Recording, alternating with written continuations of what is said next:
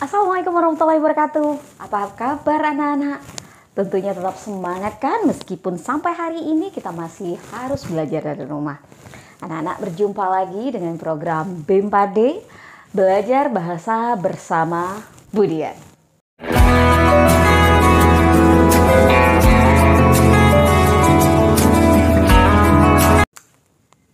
Anak-anak, minggu lalu kita sudah membahas tentang teks berita.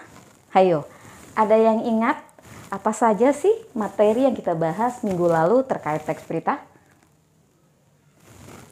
Iya, benar sekali, menentukan unsur-unsur berita dan menyimpulkan isi teks berita. Nah, pada kesempatan kali ini kita masih akan berkutat tentang teks berita. Namun yang kita bahas adalah khusus mengenai struktur teks berita. Jadi tujuan pembelajaran kita pada hari ini adalah peserta didik dapat menentukan dan menganalisis struktur teks berita. Lalu, apa yang harus kalian ketahui seputar struktur teks berita? Coba deh kalian simak dulu video berikut percakapan antara Fikri dan Sisi. Aduh, bingung ya bagaimana ya menyusun berita ini.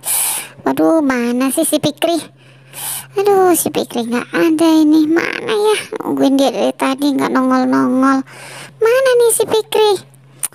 Aduh, nah itu Fikri. Pik, bantu gua dong. Apa sih? Kok jerat-jerit segala? Bukannya dikasih minum ini jerat-jerit segala. Ini kok komputer hidup semua ini sih? Ada apa? Ini loh Pik, aku kan mau masukin berita nih ke buletin. Ini bingung nyusunnya gimana. Kamu kan udah belajar sama Budian. Gimana caranya ya? Oh, kalau itu sih gampang. Kamu lihat dulu struktur beritanya. Lihat di mana bagian kepala berita, tubuh berita, dan ekor berita. Untuk bagian kepala, itu biasanya memuat 5W ditambah 1H, atau paragraf pertamanya 5W, kemudian H-nya itu di bagian bawahnya. Jadi yang penting-penting itu berada di atas, baru masukkan ke tubuh dan bagian ekor.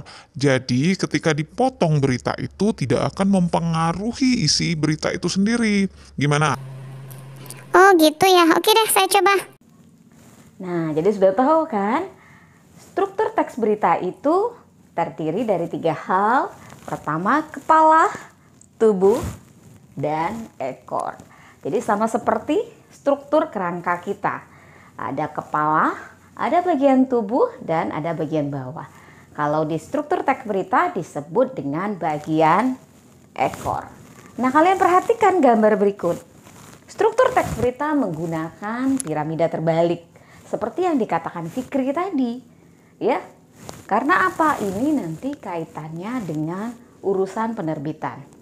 Kalau sekarang memang berita sebagian besar ditaruh atau dipublikasikan di media sosial untuk yang cetak ya.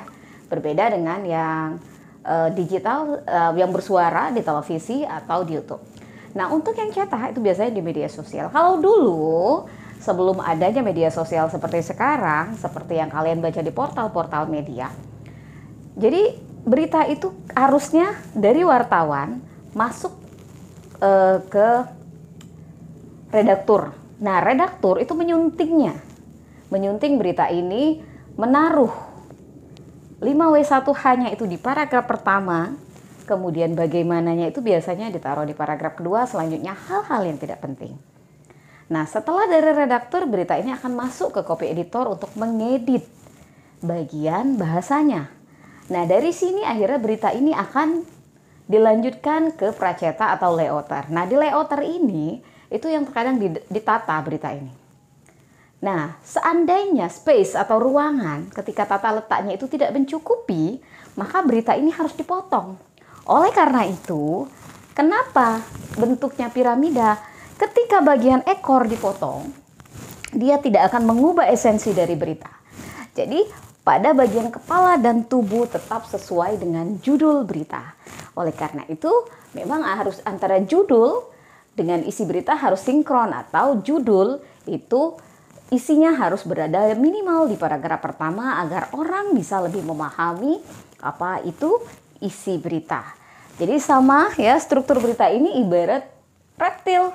Kalian tahu cicak? Iya, cicak itu jika dipotong ekornya dia akan tetap hidup ya. Dia tidak akan masalah ya, sama seperti struktur teks berita. Jadi pada bagian kepala itu biasanya memuat 5W ya. Kemudian 1H itu pada bagian tubuh. Bagaimana? Sampai di sini bisa dipahami? Nah, agar kalian lebih memahami bagaimana menentukan struktur teks berita, coba kalian simak pemaparan berikut ini. Sekarang kalian baca dan simaklah teks berita berikut. Kasus COVID-19 meningkat, sekolah tetap buka atau tetap belajar dari rumah? Pemerintah Provinsi DKI Jakarta memutuskan pada Kamis 17 Juni 2021 untuk menghentikan sementara proses uji coba sekolah tatap muka lantaran kasus COVID-19 yang semakin meningkat. Keadaan ini disambut berbeda oleh para wali murid. Sebagian beranggapan keputusan ini yang terbaik, tapi sebagian juga masih mengharapkan sekolah tatap muka tetap akan terlaksana. Menurut AM, wali murid kelas 2 SMP di Kramat Jati, ia mengaku sangat khawatir karena anak-anak sulit dijaga untuk taati protokol kesehatan. Karena anak-anak nggak bisa dijaga biar selalu taat prokes. Yang sudah tua saja susah disuruh prokes pas kumpul-kumpul. Apalagi anak-anak. Jadi bahaya membiarkan anak-anak kumpul di kelas, ungkap AM. Hal serupa juga disepakati LY yang dengan tegas menginginkan anaknya belajar di rumah. Maunya anak di rumah karena khawatir banget. Nggak masalah biarpun sesekali kesulitan ajari anak, kata LY warga Cempaka Putih. Lebih lanjut, LY mengaku sudah terbiasa dengan mengajarkan anak di rumah. Ia bahkan sudah memiliki pola mengajar yang cukup tepat untuk anaknya. Aku menurunkan standar cara belajar anak. Cukup berusaha jadi teman buat anak-anak aja sih. Kadang serius, kadang santai. Selain itu kalau di rumah anaknya juga lebih mandiri, belajar sendiri. Dia nanya kalau ada yang nggak dipahami. Lanjut dia. Berbeda dengan keduanya, SF, wali murid kelas 2 SD di Cakung mengaku meski merasa khawatir anak bersekolah tatap muka, tapi ia berharap sekolah bisa dilakukan dengan kombinasi luring dan daring. Karena anak-anak masih butuh interaksi dengan teman sebaya dan guru-gurunya. Kalau bisa, kombinasi, mungkin seminggu 1-2 kali ke sekolah. Tapi tetap dengan protokol kesehatan ya, ujar SF. Hal serupa juga disampaikan KW, wali murid kelas 3 SD di Jakarta Selatan. Ia mengaku khawatir tapi tetap setuju dengan sekolah tatap muka. Sepanjang pihak sekolah bisa menjamin anak-anak tetap melaksanakan protokol kesehatan selama di sekolah, saya tidak masalah dengan tatap muka. Mungkin bisa dengan diatur jadwalnya seperti mekanisme ganjil genap sesuai nomor absen, usul KW. Selain itu, KW yakin anaknya bisa tetap terjaga kesehatannya dengan mengkonsumsi makanan sehat dan vitamin. Kalaupun nanti positif, semoga efeknya tidak parah sehingga bisa isolasi di rumah, ucap KW. Diketahui, uji coba sekolah tatap muka tahap kedua rencananya dilangsungkan pada 9-26 Juni 2021.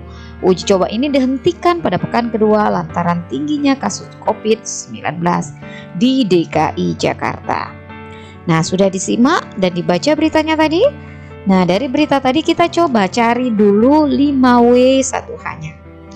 Dari berita tadi, 5W1H-nya atau adik simbanya adalah apa? Berita tadi tentang apa? Yaitu tentang pemerintah Provinsi DKI Jakarta memutuskan untuk menghentikan sementara proses uji coba sekolah tatap muka. Di mana kejadian ini? Di Provinsi DKI Jakarta. Kapan diputuskan ini? Kamis tanggal 17 Juni 2021. Siapa saja? Yang memutuskan adalah pemerintah Provinsi DKI. Dan wawancaranya dilakukan dengan wali murid. Tadi ada KW, ada AM, ada LY. Nah, mengapa diputuskan dihentikan tadi? Jadi mengapa ini adalah jawaban dari apa? Mengapa diputuskan? Lantaran kasus COVID-19 yang semakin meningkat. Nah, bagaimana tanggapan dari wali murid tadi? Keadaan ini disambut berbeda oleh para wali murid. Sebagian beranggapan keputusan ini terbaik, tapi sebagian juga masih mengharapkan sekolah tatap muka akan tetap terlaksana. Ini adalah adik simbanya. Ingat, struktur teks berita itu 5W1H-nya itu biasanya berada di bagian kepala. Sekarang kita kembali ke teks beritanya di awal. Nah, jika kalian perhatikan pada paragraf pertama ini sudah lengkap 5W1H-nya. Ini apanya? ini kapan, siapa, ya, ini mengapa, ini di mana Pemprov di Provinsi DKI Jakarta, dan yang ini adalah bagaimana. Ya, jadi pada paragraf pertama inilah yang disebut dengan bagian kepala berita. Lengkap sekali. Jadi langsung ada 5W1H. Seandainya berita ini harus dipotong bagian ekor dan tubuhnya, maka dia tetap pembaca bisa menangkap makna atau isi berita ini. Ini yang dimaksud piramida terbalik.